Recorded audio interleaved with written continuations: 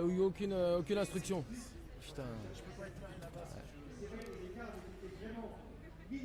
Bonsoir à toutes et à tous, bienvenue dans cette magnifique baie de la Baule pour suivre en direct ce 30e triathlon international de la Baule avec cette année plus de 6800 coureurs venus de tous horizons, de tous âges, de tous niveaux pour effectuer ces 6 courses présentes samedi et dimanche ici en Loire-Atlantique, évidemment pour suivre avec nous cette course élite. J'ai le plaisir d'avoir à mes côtés Rodolphe Deburon, entraîneur du TC Nantes. Salut Rodolphe. Oui, bonsoir Anthony, bonsoir à tous. Et effectivement on va, comme les années, comme depuis 2012 puisque ça a été instauré en 2012 cette course poursuite.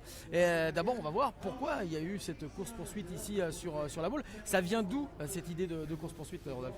Alors il faut savoir que la Baule a longtemps accueilli une épreuve de Grand Prix et depuis là c'est donc la 6e année effectivement les organisateurs, les directeurs de course, alors à l'époque c'était Luc Châtelier, a décidé de proposer un format un petit peu atypique pour sortir un peu du cadre des formats de triathlon habituels. Et à l'origine il faut savoir que c'est une course qui se déroulait aux États-Unis, à Minneapolis en 2002 et avec un écart à l'époque qui était de 9 minutes 30 mais sur des distances qui n'étaient pas les mêmes qu'aujourd'hui. Donc voilà. Un écart entre les hommes et les femmes de 9 minutes 30. Voilà. C'est aussi un moyen d'offrir du spectacle parce que c'est très intense. Tout à fait. Effectivement, donc là on va avoir un écart cette année qui va se situer à 7 minutes, sachant que l'an passé il y avait 7 minutes 30 d'écart, les femmes étaient parties 7 minutes 30 devant et Pierre Lecor avait fini 38 secondes derrière, donc on peut penser que si le calcul a été bon cette année, les hommes peuvent rattraper les femmes. Alors pour le moment, si on fait un petit peu le bilan de ces 5 premières éditions de course-poursuite, les femmes mènent 3-2 face aux hommes. Cette année on parle un petit peu du plateau. Alors il y a un très joli plateau, il aurait pu être encore meilleur s'il n'y avait pas eu ces championnats du monde à Rotterdam en même temps. Exactement, là c'était la dernière partie des différentes épreuves de WTS et donc sur les 3 derniers jours effectivement il y avait Rotterdam où il y a eu moisson de médailles pour les Français. Là je crois que c'est inespéré, comme quoi la culture de l'excellence mise en place par l'ancien DTN Franck Bignet a commencé à porter ses fruits, qui maintenant avec Benjamin Maz qui a pris le relais, donc qui était déjà dans le staff technique de la Fédé, faut le dire. Donc là très belle moisson effectivement. On se retrouve avec une médaille d'or pour Vincent Louis sur l'épreuve élite, là c'est vraiment inespéré. Il avait un peu choqué, j'allais dire, les esprits en disant qu'il avait utilisé les derniers Grands Prix plus pour des séquences d'entraînement que vraiment des gros objectifs. Certains avaient un peu souri, mais je crois qu'il a bien fait parce que là, il a montré qu'il savait se préparer pour des grands rendez-vous. On avait été un petit peu déçus de sa 7e place à Rio, mais là, il a montré qu'il faisait partie des grands. Retour au premier plan, effectivement, pour Vincent Louis. Également, d'autres belles performances. Je suis en train de regarder également le direct parce que les filles ne vont pas tarder à s'élancer depuis la plage de la Baule. Rapidement, les 2-3 autres bonnes performances. Eh bien, pour les U23, 2 médailles avec effectivement Montoya qui finit premier et avec une belle bagarre. Ils ont mené les débats avec Dorian Coninx qui finit également 2e. N'oublions pas le paratriathlon avec Elise Marc qui a également médaille d'or et également Alexis Auquinquin qui a fini également premier. Donc 5 médailles, c'est je crois inespéré. Bon, superbe bilan effectivement du triathlon français et du para-triathlon. On va se concentrer, Rodolphe, sur cette course poursuite élite qui va animer cette fin d'après-midi ici à la Baule. On s'est déjà régalé avec le tri-relais entreprise, le tri-relais grand public aussi. On a vu d'ailleurs la 2e place de Brian Cocker, le cycliste qui est venu parrainer cette 30e édition. On est à quelques secondes du départ des filles. La grande favorite, Rodolphe, faut pas se le cacher, c'est celle qui a remporté l'édition l'an passé. Effectivement, Émilie Moirier qui porte la casquette de favorite, mais enfin rien n'est acquis parce que l'équipe masculine de Poissy a quand même 3-4 éléments sérieux et je pense que s'il y a une bonne entente, ils peuvent revenir sur les filles effectivement assez rapidement. Allez, voilà. On va se concentrer, Rodolphe, parce que le départ va être donné dans quelques secondes sur cette magnifique plage de la Baule. Il fait un soleil superbe. Les prévisions météo qui n'étaient pas extraordinaires au début de la semaine, se sont avérées un petit peu fausses, et tant mieux. Ça va nous donner, mais j'ai l'impression aussi que ça bouge un petit peu plus en mer que ce matin. Effectivement, et ça bouge un petit peu. Il y a également un petit peu de vent, même s'il est un petit peu tombé par rapport à cet après-midi. Donc là, les athlètes partiront vent dans le dos, contrairement à si c'était l'année dernière aussi, c'était pareil. C'était la même chose. Effectivement, Ouais. voilà, effectivement. Et on Donc plus il y aura de vent, plus ça avantagera surtout les messieurs, hein. Ils sont quand même plus puissants sur un vélo. On est sur 3 tours à vélo, il y a peu d'éléments techniques, hein. C'est surtout des ronds-points, des choses comme ça. La route est sèche, donc effectivement on va pouvoir prendre un risque maximal sur toutes ces portions. Donc on risque d'avoir une course intéressante, hein. 17 filles, 17 filles. 53 athlètes au total, donc 17 filles et 26 garçons. Exactement. 36 garçons, Voilà. C'est les maths, moi j'ai un petit problème. Voilà, donc ça fait quand même un beau plateau en qualité et en quantité ici à la base. Exactement, donc on va citer les favoris masculins quand même. Aurélien Raphaël, hein, Anthony Pujade et Chaud. Et chaud, et Raoul Chaud, alors que c'est parti du côté des filles. On va pouvoir évidemment d'ores et déjà s'apercevoir qu'il y en a une qui est partie très vite. Oui, très fort, oui. Très vite devant. L'intérêt, on le répète, parce qu'il y a évidemment des novices qui nous regardent sur notre site internet France 3 Pays de la Loire. Eh bien, l'intérêt de partir vite comme ça, c'est de ne pas avoir trop de monde dans sa nage. Exactement, alors là, bon, quand on part à 17 filles, la bagarre, même si le niveau des athlètes est quand même assez équivalent, mais là il y a encore effectivement une bonne bagarre que si on voit des triathlons où ça part jusqu'à 2000 athlètes au départ. Mais là effectivement, donc là on voit tout de suite ce qui caractérise un petit peu la nage en eau libre en triathlon. Voilà, c'est une nage un petit peu bras tendu, on s'en rend un petit peu compte à l'écran, il y a quand même un petit peu de clapot, hein. On a aussi un néoprène sur les épaules, hein, qui est obligatoire, l'eau étant à 18 degrés, hein. Pour les élites c'est jusqu'à 20, et là ça va effectivement influencer un petit peu les amplitudes de nage. On s'intéressera aussi aux prises d'informations frontales, hein. Il n'y a pas de ligne au fond de la mer, pas encore, donc non, ça se fait pas. Voilà, il faut relever la tête. Voilà. Et donc, là les séquences dépendent des filles là. Elles peuvent respirer toutes les deux coulées. En principe, voilà, hein, on va privilégier une oxygénation parce que juste avant la mise à l'eau, il y a quand même eu 50 mètres de sprint. Donc on ça arrive. monte, hein. Voilà, déjà le cardio est déjà bien monté. Donc voilà, on voit que la plupart des athlètes ont fait quand même un choix de s'oxygéner tous les 2 coups de bras. Alors soit à droite, soit à gauche, hein. Chaque athlète a toujours un côté préférentiel pour s'oxygéner. En question de prise de repère, l'athlète doit quand même être capable d'être polyvalent, c'est-à-dire de savoir s'oxygéner à la fois à droite et à gauche. Voilà, donc la cadence très élevée de la première, hein. On est à peu près à 90 coups de bras par minute, donc ça parle. Alors après, suivant le niveau technique des nageurs, on a plus ou moins de battements de jambes, c'est-à-dire que l'idée c'est quand même de nager très fort sur les bras et juste d'utiliser les jambes en équilibration. Hein, ce que fait bien la première. Après, si on est un petit peu moins fort techniquement, effectivement, on a des filles, si elles veulent rester au contact, elles sont obligées de mettre un petit peu plus de jambes. Ouais, donc voilà. du coup, ce que j'allais vous demander, Rodolphe, l'intérêt c'est plutôt d'être en tête ou l'intérêt c'est d'être dans la, on va dire dans la vague? Alors, il y a quand même effectivement un phénomène d'aspiration dans l'eau, hein, donc en plus, donc mieux vaut être deuxième, hein, on va quand même fournir moins d'efforts, en plus on a moins fréquemment à relever la tête. Exactement, voilà. La position idéale reste quand même au niveau des hanches, mais si vous êtes situé au niveau des hanches, vous avez tous les avantages de l'aspiration, par contre vous devez également contrôler la trajectoire. Voilà. Donc là on voit bien, ça y est, hein, les filles elles se mettent plus ou moins fine indienne. Alors on voit quand même que la deuxième a du mal à garder les pieds, hein, parce que ça nage vraiment fort. On se souvient que l'an passé, hein, elles étaient sorties à 4-5 oui, de l'eau et oui, ça avait justement avantagé leur échappée. Hein. Alors je pense quand même que la première a aussi tout intérêt à quand même regarder. Alors c'est plus sur des passages de bouée que c'est opportun de le faire, de regarder ce qui se passe derrière, parce que sortir esselé, c'est pas bon. Non, il n'y aurait aucun intérêt à sortir seul. Donc il faut sortir 5-10 secondes devant le groupe, hein, ça permet de faire des transitions un peu plus sereines, voilà. Mais sortir avec trop d'avance, ça présente peu d'intérêt. Alors on arrive à la première bouée, voilà. Effectivement, et c'est peut-être là qu'on va pouvoir avoir une première visibilité sur les écarts qui sont vraiment minimes, hein, entre les filles. Oui. Hein. Voilà, la on voit le première clapot, hein, on peut apprécier le clapot. Les passages de bouée, hein, c'est toujours des moments stressants pour les athlètes, hein. Forcément, on cherche la courbe la meilleure possible. Voilà. Donc il peut des fois, c'est fait heureusement souvent inconsciemment, on peut s'appuyer sur l'épaule de la camarade à côté. Voilà. Donc voilà. Donc c'est des moments où on va aussi avoir des pertes de vitesse importantes. Faut relancer, exactement, voilà. Bon, là on peut voir de par l'orientation du courant qu'on est quand même sur une portion courant favorable, hein. Le courant défavorable va surtout se situer sur la dernière ligne droite.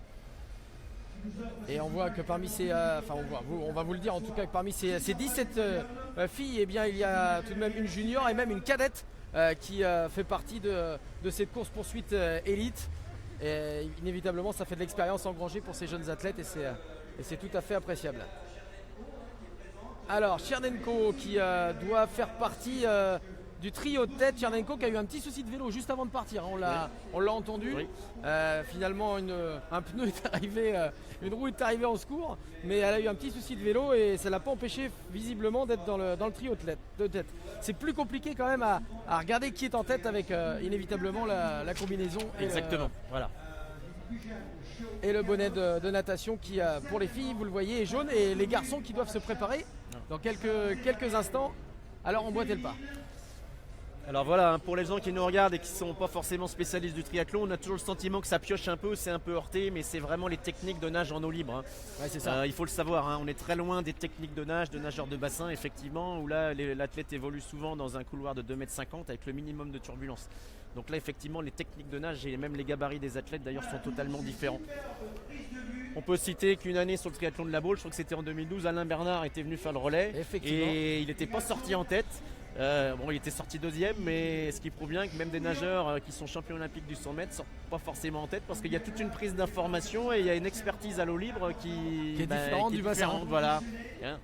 Effectivement, ça c'est sûr, on s'en souvient bien d'Alain Bernard qui était notre invité sur France 3 en 2012 et que l'on salue au passage avec les garçons qui sont toujours dans l'attente de pouvoir repartir alors que les filles ont fait quasiment les deux tiers la moitié de la course. Hein. Voilà, on peut estimer à peu près que quand les garçons vont partir, les filles auront parcouru à peu près 600 mètres. Hein. Ouais, c'est ça, voilà. On va rappeler 750 mètres de natation, 20 km de vélo, 5 km de course à pied. Voilà. C'est le format de cette course poursuite élite. Voilà, pour les non spécialistes, c'est la moitié des distances d'un format olympique. Hein, vous voyez, le triathlon est olympique depuis 2000 et le format choisi pour les JO avait donc été le format olympique 1500, 40 et 10. Voilà. On peut 1500 mètres de natation, 40 km de vélo et 10 km de course à pied. Voilà, donc comme on l'a dit, sport olympique depuis les années 2000 et on va avoir la chance en 2020, là, donc effectivement à Tokyo, d'avoir une seconde épreuve, hein, le relais mixte avec 2 garçons et 2 filles. Donc c'est bien pour un sport comme le nôtre qui au niveau mondial n'a pas non plus des millions et des millions de pratiquants de pouvoir avoir 2 épreuves distinctes. Voilà. C'est assez énorme, effectivement. Voilà. Allez, on revient sur cette course-poursuite 2017, la 30e édition du triathlon d'Elcia La Baule avec l'épreuve phare, bien évidemment, qui est partie il y a quelques minutes ici même à La Baule avec les filles. On vous le rappelle, qui sont parties 7 minutes avant les hommes. Vous le voyez, le départ des garçons, c'est parti. Alors, on va les voir plonger comme des dauphins. On en a l'habitude au départ. Voilà, donc le fameux dolphin. Hein. Donc voilà, tant que les athlètes ont de l'eau à peu près jusqu'aux hanches, c'est intéressant d'aller reposer les pieds au sol. Bon, après, c'est plus intéressant de le faire. Hein. Là, il faut vraiment nager. Souvent, les débutants oublient un peu de s'oxygéner sur les premiers coups de bras, donc ils se retrouvent rapidement en asphyxie. Hein. On a déjà le néoprène qui a un effet constricteur au niveau des muscles moteurs du haut du corps, donc tout ça rallongé fait que Quand on n'est pas habitué, c'est vrai que c'est plus compliqué pour les athlètes. Hein. J'en profite au passage pour saluer la 673e place d'un de nos confrères à France 3 sur 683 ce matin. Mais il est sorti de l'eau. Hein. Il est sorti de l'eau et on a eu peur. Donc non, il est bien sorti de l'eau. On en profite pour embrasser Benoît Biron. Allez, on revient sur les athlètes, les garçons qui sont partis. Alors, on le disait tout à l'heure avec Rodolphe, la puissance n'est pas la même. Et c'est pour ça qu'ils partent aussi 7 minutes après, les filles. Voilà. On peut estimer qu'ils vont reprendre à peu près 1 minute 20, 1 minute 30 dans l'eau, si on se base sur les chronos des années antérieures. Voyez. Je vous laisserai prendre le chrono.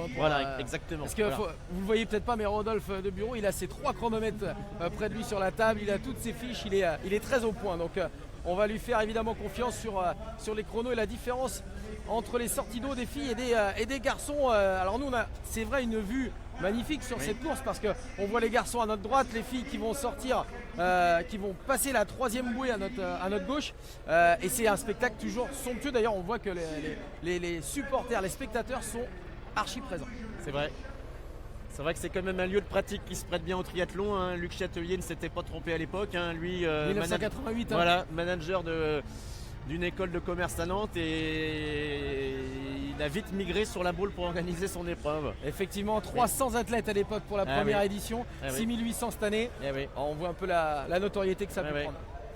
Et on aura d'ailleurs peut-être l'occasion d'en reparler, mais il se pourrait bien que ce soit la dernière course-poursuite élite du côté du triathlon de la Baule. On basculerait peut-être sur un Grand Prix.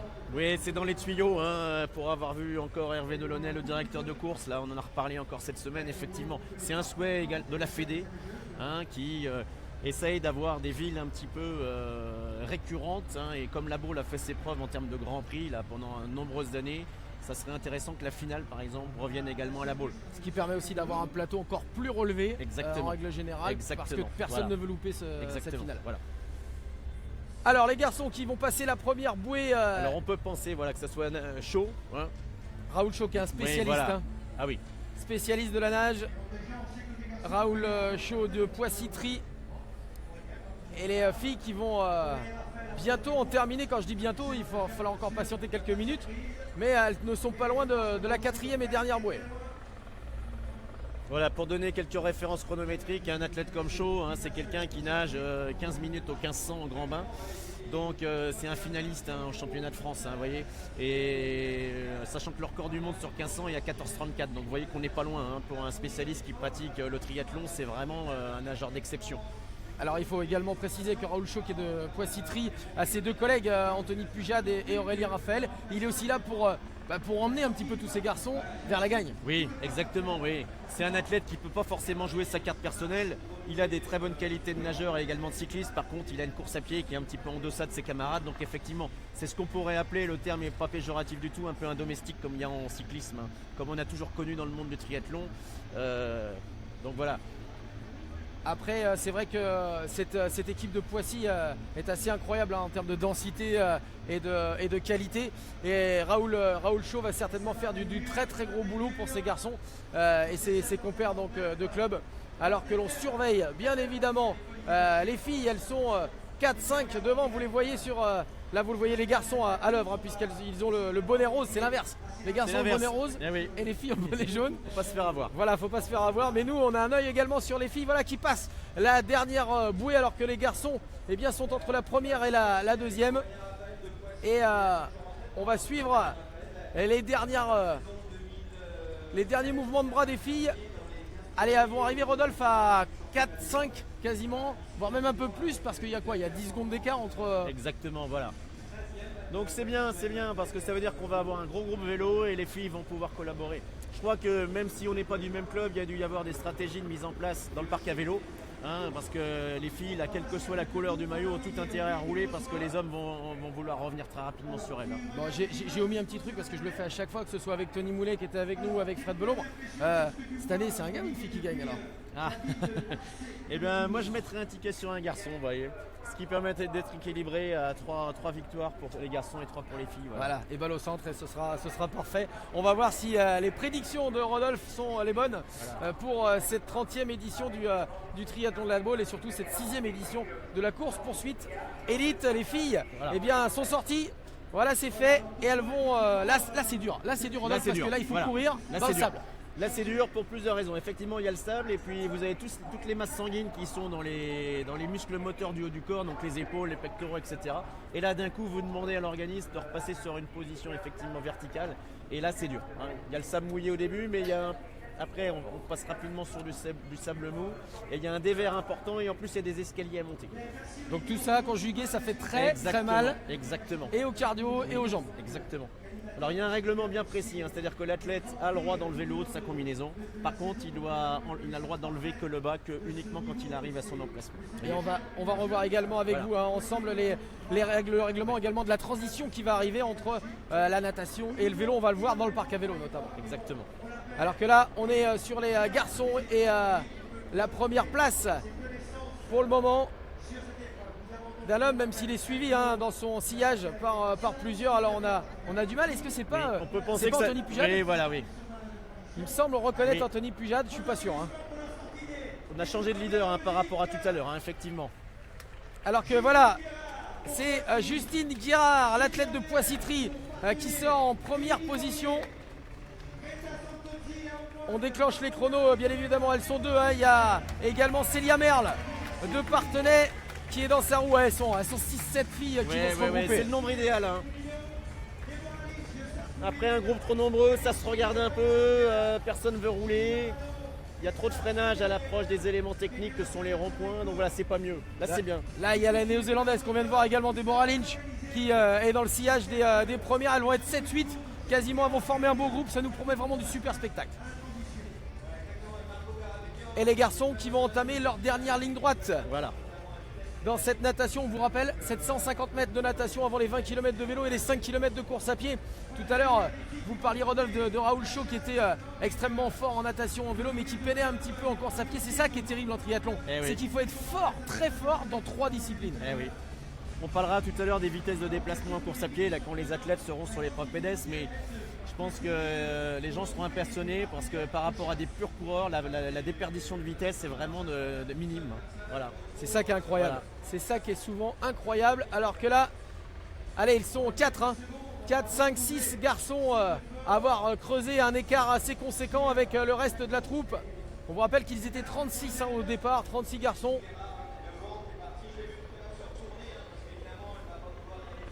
Bon, il y a une transition qui est relativement longue. En principe, une fois que l'athlète a mis pied au sol et le moment où il sort du parc, il y a à peu près 1 minute 30. Donc c'est assez conséquent. Donc on n'a pas forcément bien vu les transitions. Il faut savoir que l'athlète, il a laissé ses chaussures directement fixées sur les pédales. C'est un gain de temps parce que courir avec les cales, le risque déjà, c'est de courir pas très vite et puis éventuellement de chuter parce qu'on peut glisser.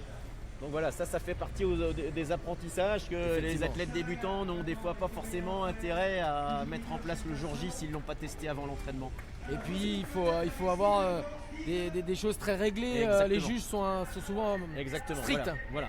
Vous avez une boîte dans laquelle vous devez mettre votre bonnet, votre combinaison. Voilà. Sinon, c'est des stop and go. C'est toujours des choses qui sont ennuyeuses. Vous perdez 10 secondes, c'est de l'énervement. Et puis voilà. Allez, on regarde, c'est Justine Guérard qui mène toujours la course, cette 30e édition du triathlon de Labo, la course poursuite individuelle. Elle est devant Justine Guérard. Il y a 5-6 filles qui sont juste derrière. Et dans, allez, on va dire quelques secondes, eh bien, on va pouvoir voir un petit peu l'écart qui va être moins conséquent que 7 minutes, puisque c'était l'écart au départ de cette course entre les garçons et les filles. Et on va surtout savoir combien les garçons ont récupéré. Rodolphe nous disait tout à l'heure que normalement ça devrait se situer aux alentours d'une minute 30. Oui. Eh bien on devrait en avoir la preuve dans quelques instants. À titre d'info, 4-20 pour l'instant. 4-20 que les filles la première fille sont sorties de l'eau. Donc il devrait y avoir quasiment 2 minutes de récupérer. Voilà, moi j'ai lancé un chrono quand elles sont passées devant nous, donc on a un chiffrage précis. Et donc on va vraiment l'avoir à la sortie vélo. Exactement. Pour les garçons. Alors pour donner, voilà, vous voyez sur les derniers grands prix, là par exemple Quiberon, il y avait 6 minutes 29 entre les femmes et les hommes. Et on était à 6-18 sur Valence. Bon, Embrun un petit peu plus, mais vu le profil du parcours vélo, différent. Voilà, c'est un petit peu différent. Donc on peut penser que 7 minutes, on est 6-37 minutes, on serait dans le vrai, effectivement. Allez, attention parce que là, les premiers garçons sortent à l'instant, Rodolphe, de cette eau. Et voilà, 2 minutes a priori ont été déjà reprises par les garçons. C'est ce qu'on entend au loin. On va avoir la vérification avec le chrono de Rodolphe à la sortie du vélo. On va attendre, mais si c'était exactement le cas, 2 minutes c'est déjà énorme pour les garçons, à qui il resterait 5 minutes de débours par rapport aux filles. Donc Justine Guérard, faut pas oublier qu'elle a quand même été 3e de la poursuite en 2015, donc voilà, c'est pas une inconnue. Une athlète qui est en forme parce qu'elle a fini 7e à Quiberon là dernièrement et 5e à Embrun, donc on a des athlètes qui sont souvent un petit peu fatigués au mois de septembre, mais on a d'autres au contraire qui ont un second pic de forme. Alors vous voyez là, bon, on prend un peu l'aspiration de la moto, tout est bon. Oui. Non, ouais. Normalement on n'a pas trop le droit. On n'a pas le droit, effectivement. Mais bon, voilà. Là on va dire que on la voit, c'est Justine Guérard. Voilà, exactement. Et derrière, elles sont tout près. Elles vont certainement se regrouper dans quelques instants. Et on va suivre la sortie évidemment des garçons du parc à vélo, parce qu'on va avoir le chronomètre exact, puisque là il y a 4,50 d'écart pour l'instant. Exactement. Alors, sortie du parc pour Anthony Pujade. Voilà, il y a bien 2 minutes d'écart. Voilà, ouais. Il y a ça a nagé fort chez les garçons. Ça a nagé très très fort. 2 minutes de repris déjà, voilà. Rodolphe. Ça veut dire que ça a repris à peu près 15 secondes au 100 mètres. Voilà. Alors là, le train bleu est en route. Le train bleu, c'est évidemment le train Oui, les de Pissiaquais. Poissy. Hein. Voilà. Le train de Poissy, les 3 garçons qui sont là, dont on vous parlait, Aurélien Raphaël, Anthony Pujade et Raoul Chaud. Ils sont tous les 3 à la poursuite des filles. Voilà. On se souvient que l'an passé, Raoul Chaud avait attendu un petit peu Pujade, hein, parce qu'il avait fait une natation un petit peu en deçà. Là, ils sont directement groupés, donc on peut penser que là, ça va rouler fort. Hein. Allez, on peut effectivement là s'apercevoir alors que on est sur les féminines, hein, sur les filles qui sont devant avec Justine Guérard. Il doit y avoir également, il me semble que ça doit être Célia Merle, non? On dirait oui. J'ai la sensation que c'est Célia Merle, l'athlète de Parthenay. On va en avoir la confirmation. 3, c'est pas beaucoup, hein. Ça veut dire que le relais revient très fréquemment. Il n'y a pas vraiment de nombre idéal, mais 3 c'est quand même peu, oui. Alors que là, on revient sur les hommes. Avec, on l'a dit, le train bleu, mais ils sont 5, hein, les garçons 5 devant, et ça c'est beaucoup mieux. Ah là là. Parce que là, ça prend les relais à fond. On sent qu'il y a de la puissance là. Ah oui. Ouais, c'est dur de donner un braquet, mais là, Vendando, on peut penser qu'ils sont 53-12, 53-13. Hein. Bon, après, ça dépend. Il y a des athlètes qui préfèrent être un petit peu plus en fréquence, d'autres un peu plus en force. Mais là, Vando, il n'y a pas de question à se poser. Hein. Puisqu'on vous le rappelle, Vando sur l'allée, vent de face au retour. Exactement. Même s'il n'y a pas un grand vent, eh bien, ça joue hein, inévitablement oui, oui. Sur les conditions physiques. Ça fatiguera, exactement, oui. Avec les garçons donc, qui sont devant. Ils sont hyper nombreux là, je suis en train de les compter, ils sont 7 à prendre les relais. Oui. Contre 3 filles seulement devant. Oui, là c'est pas bon pour les filles. C'est pas bon signe pour le moment pour les filles qui, on vous le rappelle, eh bien, ont remporté cette course poursuite élite depuis 3 ans. C'était Kramer en 2014, Charéron en 2015 et Émilie Morier l'an passé. Alors pour les non spécialistes, il faut savoir que le triathlon, hein, il y a des épreuves avec drafting et sans drafting. Donc là, sur ces courses poursuites, les athlètes ont le droit de rouler en paquet. Hein. Sinon, il y a une distance minimale entre 2 athlètes hein, qui se situe suivant les courses. En principe, c'est 10 mètres. Il y a même certaines courses qui ont vraiment poussé à 20 mètres pour être sûr qu'il n'y ait pas de drafting. Donc là, effectivement, ça veut dire du matériel un petit peu plus classique. Hein. On n'est pas sur des vélos de chrono, on est sur des vélos d'étape de Tour de France, hein, avec quand même des athlètes qui ont fait le choix d'avoir des roues profilées, mais en termes de cadre, de matériel, vous voyez, on est sur du matériel très classique. Effectivement, et du matériel de pointe avec ces garçons qui envoient vraiment énormément sur les coups de pédale. Regardez ça, c'est superbe. On voit les relais et ils s'entendent parfaitement pour l'instant, les gars. Oui. Il y a une communication dans un relais, j'allais dire verbal et non verbal, c'est-à-dire on voit souvent par exemple le petit coup de coude qui invite l'athlète qui est derrière vous à passer devant, et puis sinon on peut s'encourager. Hein. On peut s'encourager ou dire passe, ou dire tiens je commence à être un peu cuit, je vais passer 1 ou 2 relais pour me refaire la cerise. Oui, ça parle dans les pelotons comme ça. Oui. Même si les pelotons sont moins conséquents que sur des épreuves de vélo pur, mais ça parle énormément. Les spécialistes vraiment pour booster leurs camarades d'échappée sont les frères Brownlee, ils sont capables de vous pourrir si vous roulez pas. Donc là c'est vrai que là je crois qu'il n'y a pas de question à se poser quand on roule avec eux. Oui. Il y a tout intérêt effectivement à écouter ce qu'ils racontent, parce qu'autrement on se fait descendre dans le groupe. Exactement. Allez, les garçons qui vont certainement revenir, alors que là ce sont les filles qui vont terminer avec la première boucle. On vous le rappelle, hein, il y a 4 boucles et les 3 filles sont en tête. Alors il y a un deuxième groupe qui est juste derrière. Avec une longueur de remblai d'écart. Hein. Voilà, c'est exactement ça. Et on va vous donner le nom de ces 3 filles donc, qui sont passées devant. Il y a évidemment Justine Guérard, il y a Morier et il y a Merle. Voilà. Il y a Célia Merle avec Justine Guérard et Émilie Morier. On retrouve les favorites hein, de chez les filles. Il n'y a pas de surprise. Pas de surprise, mais en revanche, la surprise, c'est qu'elle ne soit que 3 pour le moment à être en tête. Et ça n'est pas pour favoriser une éventuelle victoire chez les filles. On vous rappelle, les filles sont parties avec 7 minutes d'avance à la natation. Elles n'ont plus que 5 minutes à la sortie de natation des garçons d'avance. Et ça devrait fondre vu ce qui se passe en vélo. Pour le spectacle, il ne faudrait pas que les garçons reviennent trop vite non plus. Non, c'est vrai qu'on aime bien quand ça lutte jusqu'au bout. Mais sur ce qu'on voit, qui passe devant nous.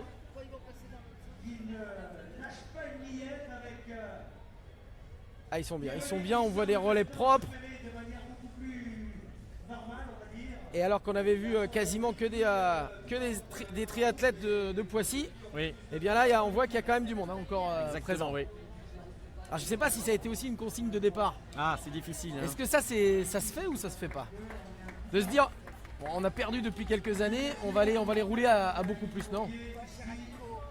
C'est dur hein, d'envisager tous les scénarios avant course, mais non, je pense pas, non. Allez, les filles, là on voit des retardataires chez les féminines. Ah oui, c'est toujours dur hein, parce qu'on parle des premières, mais il faut vraiment voir que le triathlon, c'est 3 disciplines extrêmement prenantes physiquement et psychologiquement, parce qu'il faut vraiment être d'une lucidité incroyable pour pouvoir aller au bout et essayer de s'imposer. Vous voyez la différence aussi peut-être de rythme et de pédalage entre les filles à droite et les garçons à gauche. Oui, voilà, c'est dur de donner des différences de vitesse de déplacement, mais on peut penser que les garçons à l'aller sont presque à 50 km/h. Hein. Ça va rouler à peu près aller à 44 de moyenne, vous voyez, pour vous donner une idée. Donc il faut déjà mettre des watts sur les pédales. Hein. En plus, voilà, ils se croisent, donc les garçons peuvent voir. Bien sûr, ils sont tenus informés des écarts hein, via le carpodium, mais en plus, le phénomène de se croiser au milieu. Et on voit les positions, Rodolphe, parfois de certains cyclistes. Ils sont très en avant sur la selle. Très en avant, oui. On va chercher pour mettre un petit peu plus de puissance sur les pédales, à s'avancer un petit peu hein, en bec de selle. Par contre, la plupart des athlètes n'ont pas de guidon aérodynamique, hein, les petits cintres, là, les petits cintres, les tout petits qui sont autorisés sur ce genre d'épreuve. Alors on en voit quand même qui mettent les coudes sur la barre centrale, qui permet quand même d'adopter une position un petit peu plus aérodynamique. Vous voyez, comme on peut le voir à l'écran actuellement. Et puis de relâcher un petit peu les muscles du haut du corps. Voilà. Essayer de se poser un petit peu, effectivement. Alors que là, on voit, moi je me trompe peut-être, hein, mais depuis quelques années, 2012, qu'on retransmet justement cette course poursuite élite, j'ai rarement vu une entente comme ça et des relais pris comme ça. Ah oui, oui. Alors que l'on voit, c'est... Alors il y a Anthony Pujade. Qui grimace un peu, mais bon. Ouais, mais regardez comment les relais sont parfaitement pris, alors que les filles vont s'épuiser à 3 devant. Tout à fait. Les garçons sont 7 ou 8. Les filles doivent s'interroger, hein. Il y avait un deuxième groupe de 5, alors quand on se croise, est-ce que c'est se dire vaut mieux attendre le groupe derrière pour être encore plus fort à rouler? C'est toujours des décisions qui sont dures à prendre. Effectivement. Alors que là, vous voyez hein, le monde aussi qui est présent ici sur ce triathlon de la Baule. Il y a eu un monde fou avec les relais. Il y a eu 650 relais hein, ce matin pour les épreuves de relais entreprise et de relais grand public. Allez, les garçons qui reviennent, le chrono va être déclenché. Alors, on est à 4,12, hein, donc s'il y avait 5 minutes tout à l'heure, les garçons ont repris 48 secondes sur le premier tour vélo. Sur le premier tour vélo, ce qui est encore énorme. Oui. Ce qui est encore énorme, ça voudrait dire quasiment.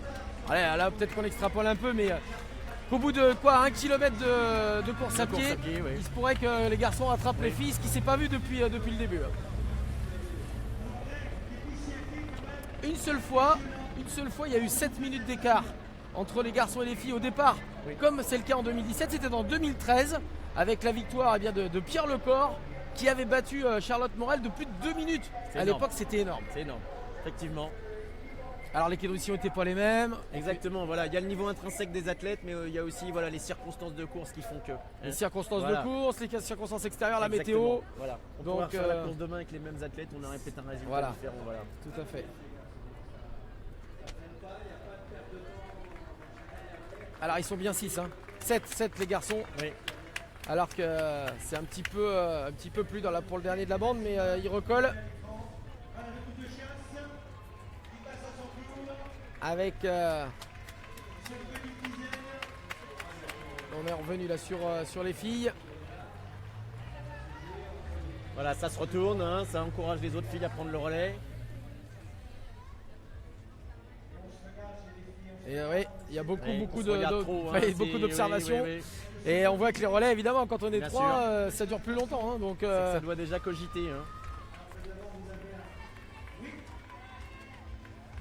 Et ça continue toujours d'être très homogène dans ce groupe masculin.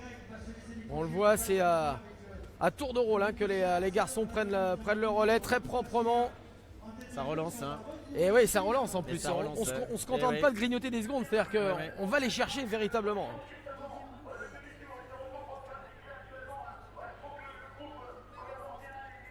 Alors est-ce que là on a assisté à un groupement en tête chez les filles ou Non, je pense qu'on est encore sur le deuxième. c'est le paquet deuxième de groupe filles, oui. Deuxième groupe de poursuite des filles. Oui.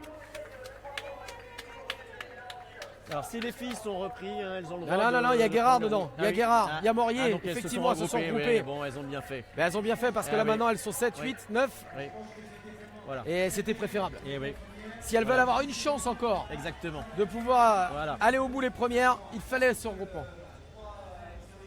Et là du coup, on va peut-être assister à un duel peut-être pas aussi déséquilibré qu'il n'y paraît.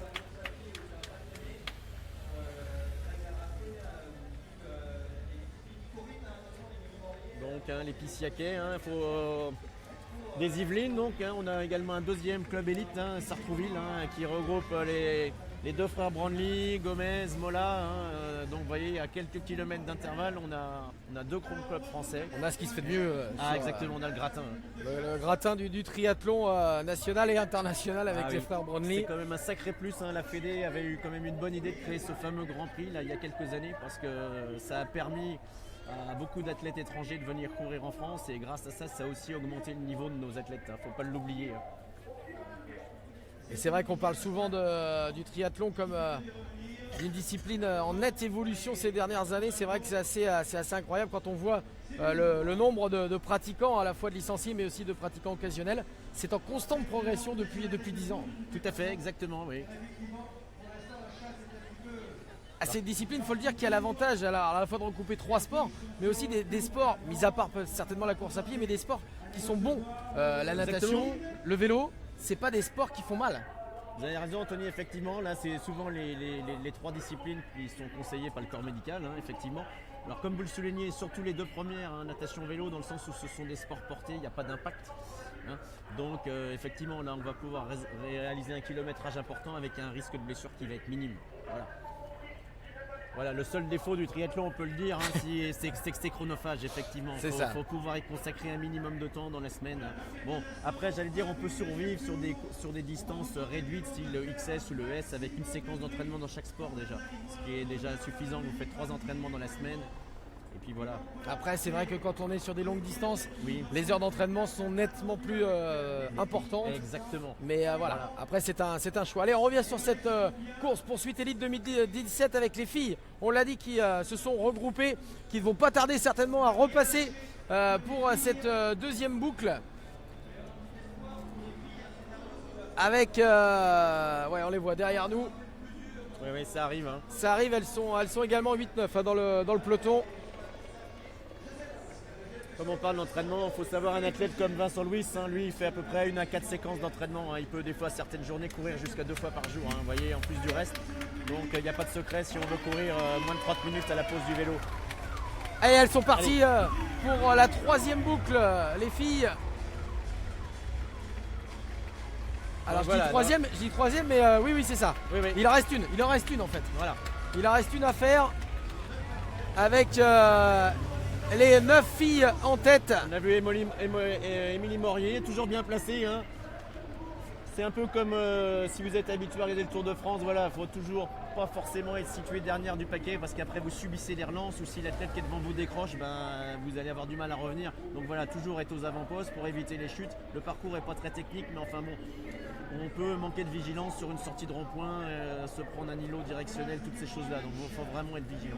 Une petite question, Rodolphe, sur les réseaux sociaux, on nous demande, vous parliez à l'instant de S, de XS, Oui. voire de M derrière, est-ce qu'on peut rappeler les distances?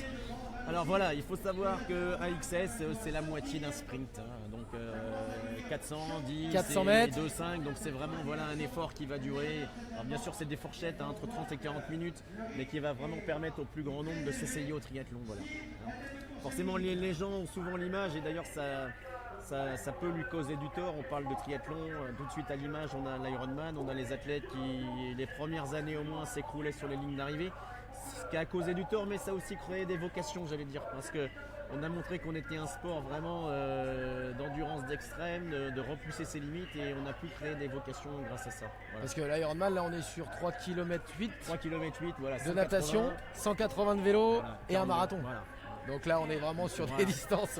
Il faut savoir que maintenant, pour les meilleurs, on est autour, ça dépend bien sûr des parcours, c'est comme toutes les courses, mais on est autour de 7h40 d'effort. Hein. Ouais, donc avec des marathons qui sont courus en moins de 2h40 à la pause du vélo. Donc, après avoir eu 90 bornes dans les jambes et 3 km 8 dans les bras. Voilà, donc c'est pas mal. Allez, on va revenir sur la course, notamment des hommes, parce qu'ils vont eh bien, arriver d'ici quelques minutes. On va voir eh bien, la distance et surtout le temps qui les sépare des 9 filles présentes aux avant-postes de cette 6e édition de la course-poursuite Élite ici à La Baule.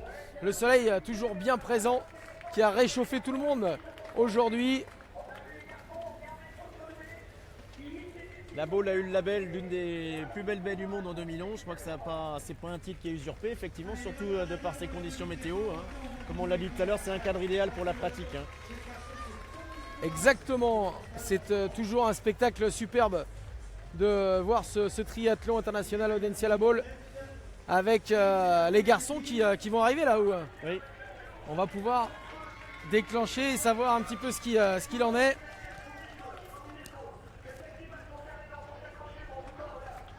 Allez, on est à 3 minutes. Hein. 3 minutes, encore 3 minutes d'avance pour les filles face aux garçons. Et il reste un tour. Il reste un tour. Et le différentiel en principe en course à pied, c'est à peu près 3 minutes. Hein. Donc là, on peut penser que c'est quand même fichu pour les filles. Ça commence à devenir très très compliqué pour les féminines sur cette course-poursuite. Elles qui étaient parties avec 7 minutes d'avance. Eh bien, un petit peu plus de la moitié de cette course, elles ont déjà perdu 4 minutes. Donc effectivement, oui. Le temps joue en défaveur. C'est pas bon. C'est pas bon signe, alors que voilà, on voit d'un côté les garçons, de l'autre les filles.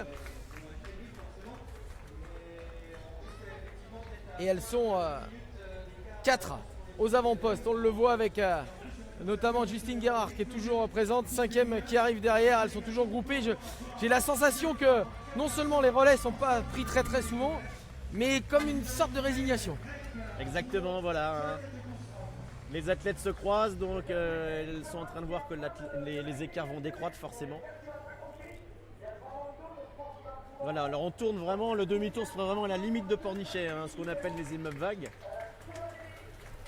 Et là vous voyez cette magnifique baie de la Pornichet-La Baule, avec l'issue de secours de l'hélico quand même, qu'on a bien vu. Et voilà les garçons, toujours dans leur esprit d'initiative, de relance. Oui. Impressionnant. Voilà, on voit Kindos, on voit Gaillan également. Mais ils sont très très impressionnants les gars sur cette épreuve 2017. À cœur certainement aussi de retrouver le goût de la victoire chez les gars, pour même si ça va jouer après à l'individuel. Hein. Il n'y aura aucun cadeau de fait. Oui, effectivement. Oui. Une fois que ce sera décidé... Bon, on peut penser quand même que le meilleur coureur du groupe, hein, c'est Aurélien Raphaël. Hein. Ah, c'est celui qui a été le plus régulier. Voilà. C'est celui qui a un potentiel aussi très très important. Et voilà comment on demande aussi de passer avec la main pour effectuer un relais du côté des... Alors je ne sais pas s'il fait partie du premier paquet, mais Anthony, on a découvert tout à l'heure qu'il y avait un athlète qui a couru hier à Rotterdam en U23, qui s'est classé 8e, hein, c'est l'Allemand Schomburg, et qui est présent ici à La Baule. Donc même s'il a des grosses qualités de récupération, il faut qu'il en ait. Il faut qu'il en ait. Hein. Parce que j'espère qu'il a dormi les jambes en l'air pour bien récupérer. Pour bien récupérer, mais voilà, bon. Ah, c'est assez bien, énorme. À la rigueur, c'est bien parce que c'est un athlète sûrement qui s'était engagé à venir ici, et par respect vis-à-vis des organisateurs, qui s'est dit je viens quand même. Donc pour moi c'est tout à son honneur, même si bien sûr il aborde la course avec de la fatigue. Et une 8e place en U23, c'est déjà une très belle performance. Hein.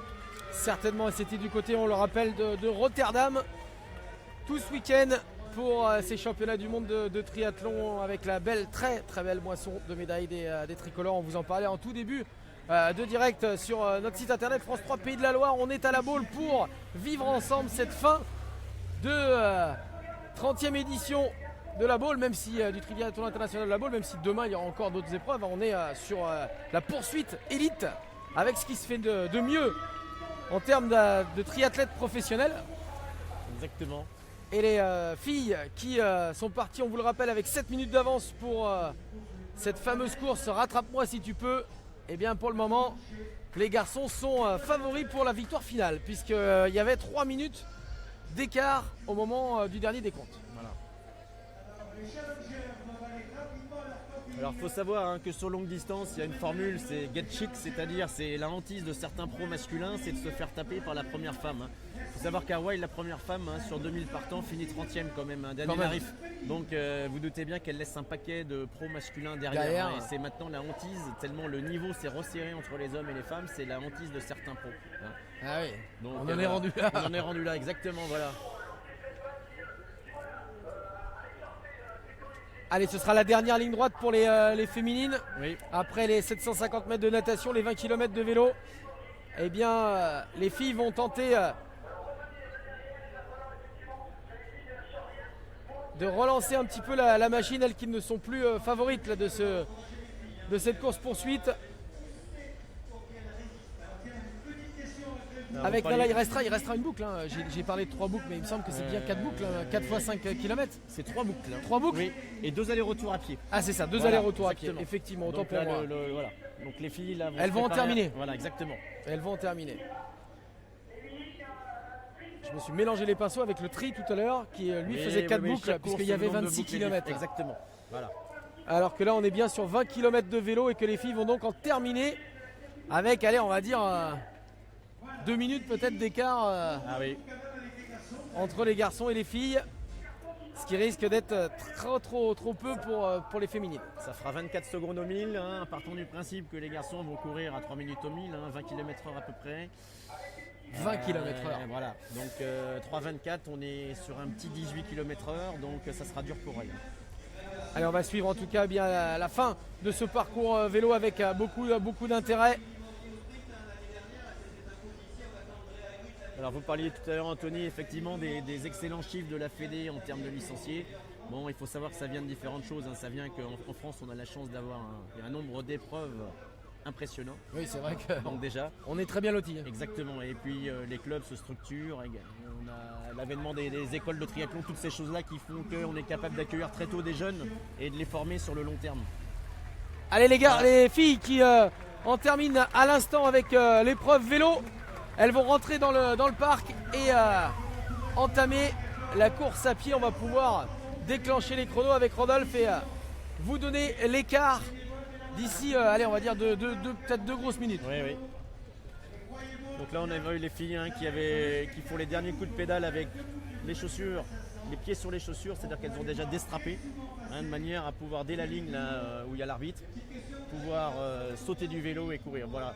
Alors on est sur des athlètes très entraînés et puis vu que les distances sont courtes, on est très rapidement en action. C'est-à-dire sur des épreuves un peu plus longues, là, les premières foulées sont vraiment délicates parce que les quadriceps subissent beaucoup. Là, voilà, on est sur des distances courtes et on est sur des athlètes qui sont hyper entraînés. Donc la mise en route sur la partie course à pied est hyper rapide.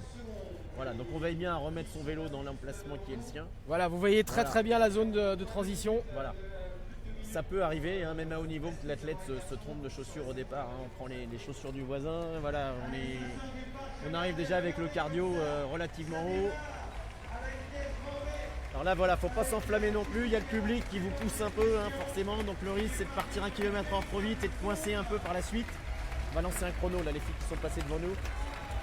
Alors que c'est Justine Guérard qui est partie la plus vite.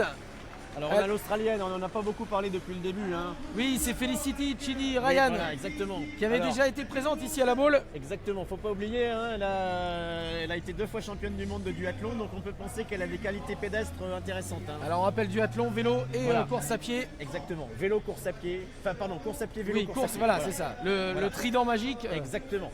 Avec les garçons qui eux vont en finir, on va les laisser rentrer également dans le parc à vélo, effectuer cette transition entre le vélo et la course à pied et on aura le bon chrono pour vous dire combien les filles ont encore d'avance dans cette poursuite internationale. Voilà, donc on a vu chaud avec juste derrière lui Pujade et en 3e place Aurélien Raphaël. On retrouve le trio. Le trio de Poissy. Voilà. Alors à mon avis, Chaud s'est un peu sacrifié sur la dernière ligne droite, la vente face, pour préserver un peu les chances de ses camarades qui courent un petit peu plus rapidement que lui. Voilà. Allez, on nous annonce 1,55 de retard pour les garçons sur les filles. On va vérifier dans quelques instants puisque vous allez assister en direct et sur ces superbes images à la transition des hommes, des garçons entre le vélo et la course à pied. Alors que vous voyez sur l'écran de droite la belle foulée de Justine Guérard qui est aux avant-postes dans cette cape. La cape, c'est évidemment la course à pied. Et voilà les garçons qui vont sortir. Rodolphe, il a le doigt sur le chrono, prêt à déclencher pour savoir bien exactement combien il va y avoir. Ils arrivent dans 5 secondes. Voilà, donc on est à 1,50. Hein. 1,50. Les filles ont bien résisté sur le dernier tour vélo parce que finalement elles étaient à 2 minutes tout à l'heure. Hein, donc finalement elles n'ont perdu que 10 secondes. Donc c'est pas mal, c'est pas mal. C'est pas mal. Et ça nous promet un beau final. Un beau final parce que là c'est Raoul Chaud qui qui se sacrifie encore en course à pied parce qu'il emmène très fort là. Exactement.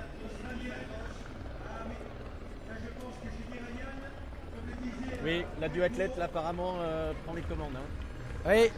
Oui. Avec Felicity Chilirayan dont on vous parlait tout à l'heure et qui est en train de semer Justine Guérard, l'athlète de Poissy. Alors elle est licenciée, l'Australienne à Gérone, hein, en Espagne. Exactement, voilà. Tout près enfin tout près, pas loin de Barcelone on va dire, sur la Costa Brava pour tous ceux qui seraient passés en vacances par là-bas. Exactement. Avec, on l'a dit là pour l'instant, le duo de Poissy, Raoul Chaud et... on a beaucoup d'athlètes internationaux qui font le choix d'aller s'entraîner en Espagne. On a par exemple Frodeno, champion olympique 2008 sur courte distance et vainqueur d'Hawaï l'an passé. Chacun un petit peu ses spots d'entraînement, on va dire. Hein. Effectivement, après c'est le choix de chacun. Bon, il faut dire aussi que l'environnement est plutôt sympa, que les conditions aussi peuvent permettre de progresser pas mal. Mais beaucoup d'athlètes qui se plaignent souvent de leurs conditions d'entraînement. Il faut savoir que notre champion du monde, Vincent Louis. Exactement, lui s'entraîne à Reims, hein, donc il ne va pas chercher forcément le soleil. Exactement. Voilà, il cherche la proximité avec ce qui l'arrange. Voilà. On n'est pas obligé d'aller chercher le soleil absolument, alors que l'on voit une très très belle foulée de l'Australienne. On l'a dit, il y avait une 50 d'écart entre les filles et les garçons, alors qu'il reste, on va dire 4 gros kilomètres à courir pour l'Australienne qui est en tête. Vous voyez le reste de la transition entre les filles et les garçons. Et le trio de Poissy. Le trio de Poissy.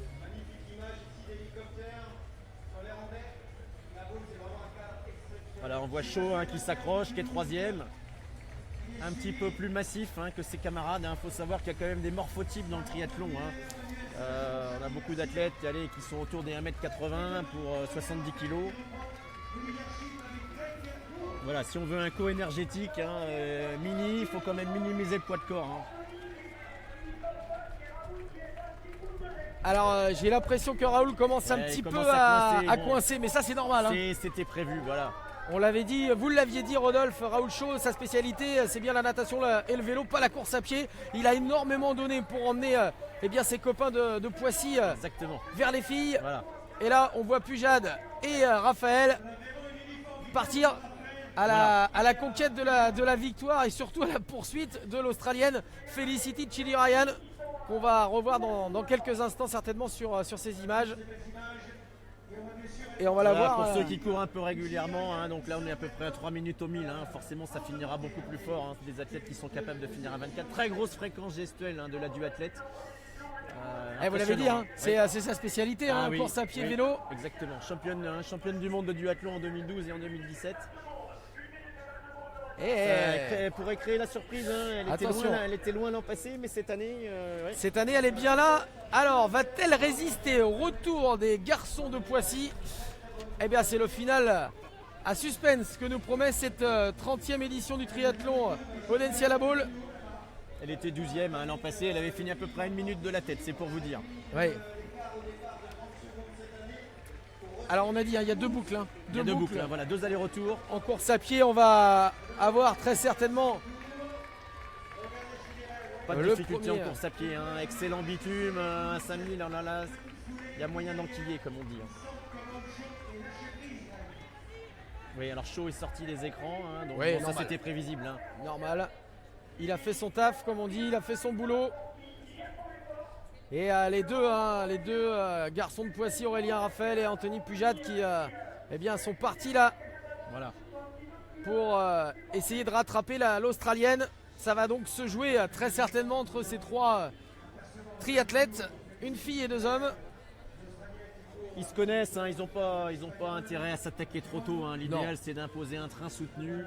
Voilà.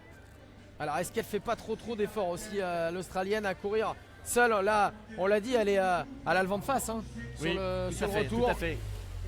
Et elle doit très certainement dépenser beaucoup d'énergie.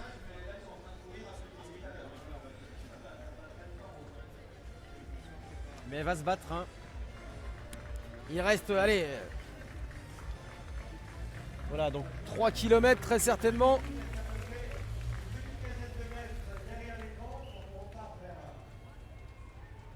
Alors que tous les spectateurs se sont massés sur le dernier kilomètre de course avant la ligne d'arrivée pour encourager un maximum tous ces triathlètes qui font vraiment vibrer les spectateurs.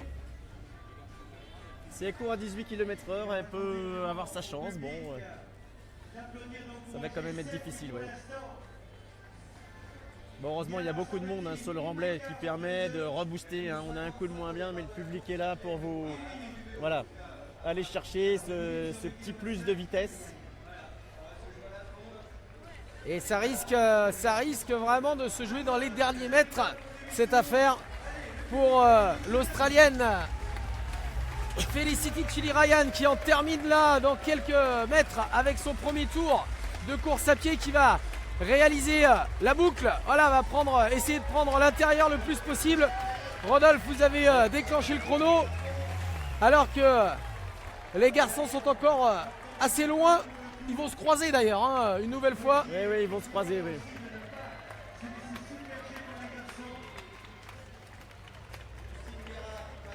Très grosse fréquence, gestuelle. On est à peu près à 100 foulées par minute. Donc, pour l'Australienne ? Pour l'Australienne, oui. Ah oui, donc elle est bien, elle est vraiment bien.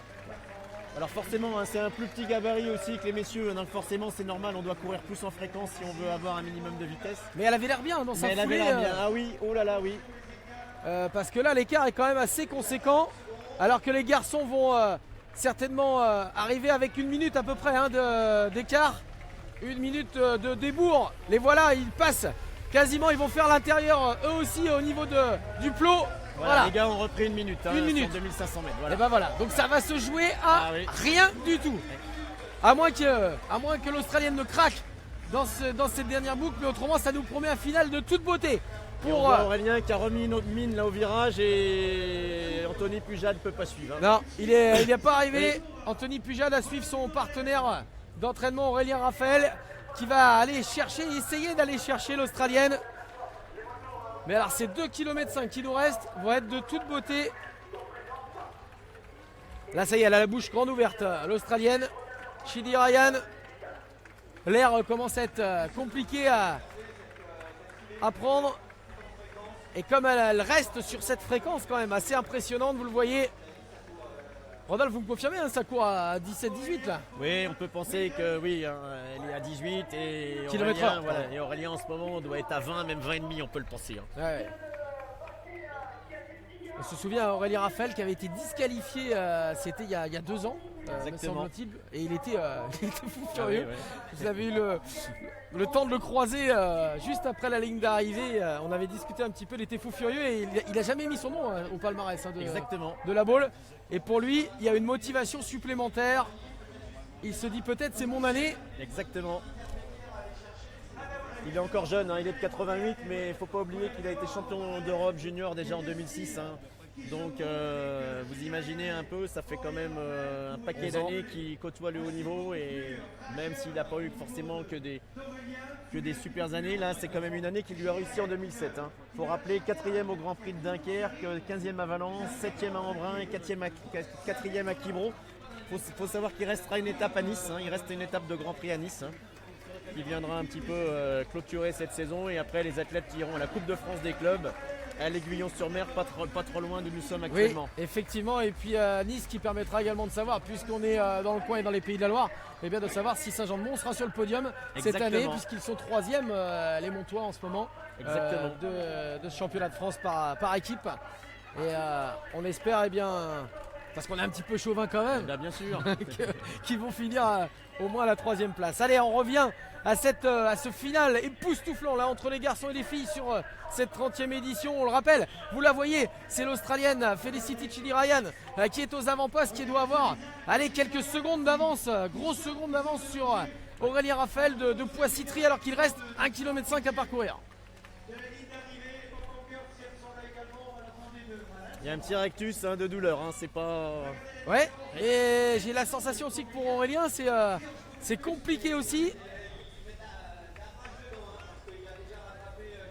Alors, si on avait la possibilité d'avoir un petit point là, intermédiaire, ça serait super. Oui, au dernier demi-tour, ça serait intéressant, effectivement. Il y a le sentiment qu'il pioche un peu, mais il n'est pas, faut se méfier. L'athlète donne le sentiment de piocher et puis finalement, il est encore performant en termes de vitesse. Oui, après, c'est vrai qu'on ne peut pas non plus, parce que là, on pourrait dire les épaules tournent un peu. Exactement. Mais bon, après, c'est aussi, un ressenti de l'athlète avant tout. C'est un grand gabarit, il fait 84 au fil, donc... Le demi-tour. Et on va voir justement ce qui va se dérouler sur les le dernier kilomètre. Alors que Felicity Chilirayan, l'Australienne dont Rodolphe vous parlait, qui avait terminé 12e ici même à la Baule avec plus d'1 minute de retard sur le vainqueur, va peut-être inscrire à son tour son nom au palmarès de la Baule. Mais c'est pas terminé, c'est loin d'être terminé. Le problème en triathlon, c'est qu'on peut craquer aussi à tout moment.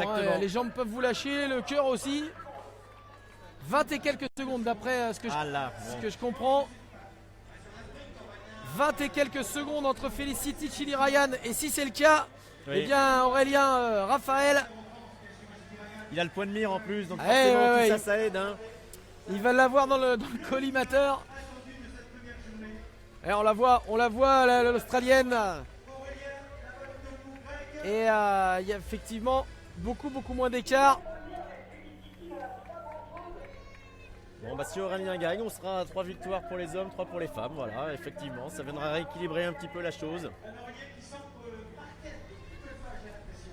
Et puisqu'on rappelle, les filles l'ont gagné lors des 3 dernières éditions, alors que sur les 2 premières, ce sont les garçons.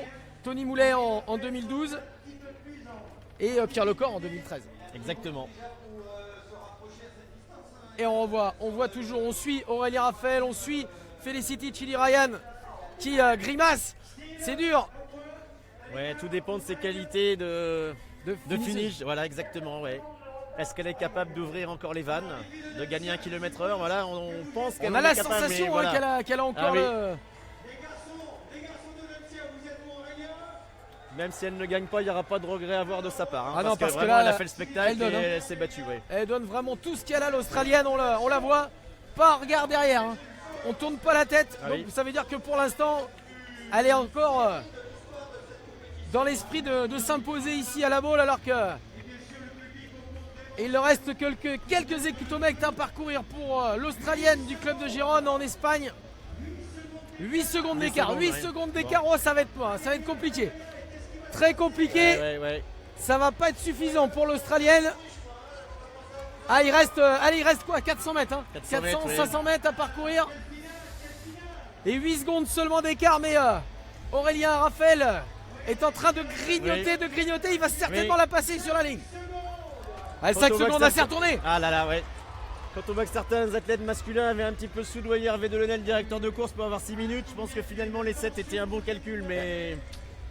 Et là, à 200 mètres près, il 200 mètres près.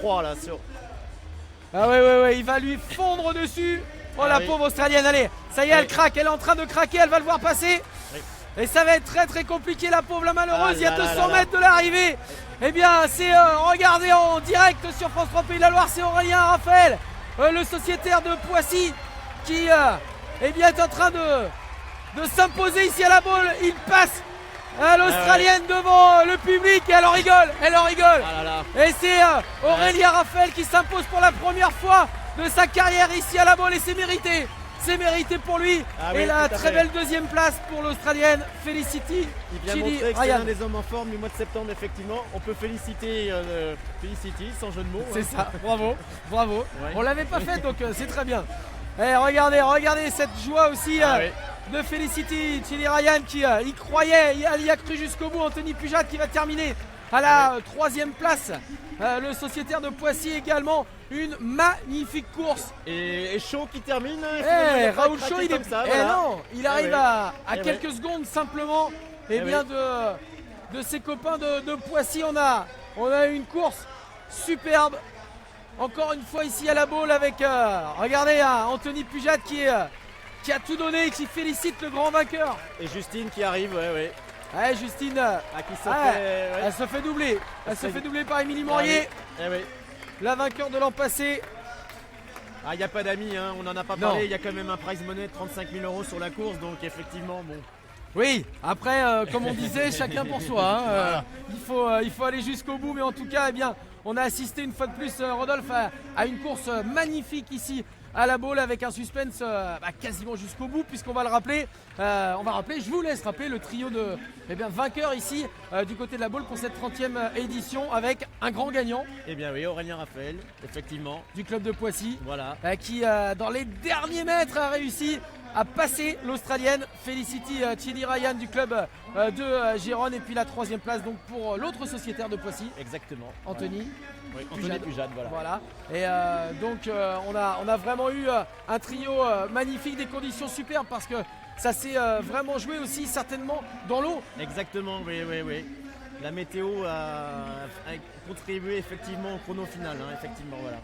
Mais on a eu un beau spectacle, effectivement. Un très beau spectacle et on est sûr de retrouver, alors peut-être pas pour une poursuite internationale, on le saura dans quelques semaines, mais peut-être aussi un Grand Prix ici, le retour du Grand Prix de la finale. Exactement, oui, ça serait un retour aux sources d'avoir un Grand Prix à la boule, c'est dans les tuyaux comme on l'a dit tout à l'heure. Alors sur quel format ? Je pense que la Fédé est en grande réflexion va pas peut-être adapter les formats de ces Grands Prix parce qu'on a une nouvelle épreuve au jeu là sur le relais, donc peut-être qu'on aura un relais mixte l'an prochain à la boule, qui sait. On sent en tout cas un grand merci à vous Rodolphe de Bureau d'avoir été avec nous. On rappelle, vous êtes entraîneur au triathlon de Nantes, au TC Nantes depuis plusieurs années. On a vu et on va répéter le nom du grand vainqueur, c'est Aurélien Raphael du club de Poissy. Vous pouvez basculer tout de suite, juste après d'ici quelques secondes, sur France 3. Vous aurez le droit à l'interview en direct de David Julia avec le grand vainqueur de cette 30e édition, avec également Hervé Delaunay, l'organisateur de ce triathlon de la boule. Une excellente fin de soirée et on se retrouve l'année prochaine pour la 31e édition du triathlon de la boule. Bye bye. Bonne soirée à tous. Bye. Sur internet et qui va nous livrer ses premiers commentaires. Steve, pour l'interview. Oui, effectivement.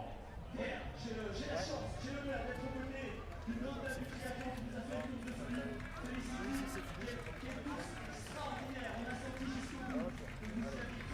Le public est avec. Impec, super. Rien du tout, vous allez tout donner.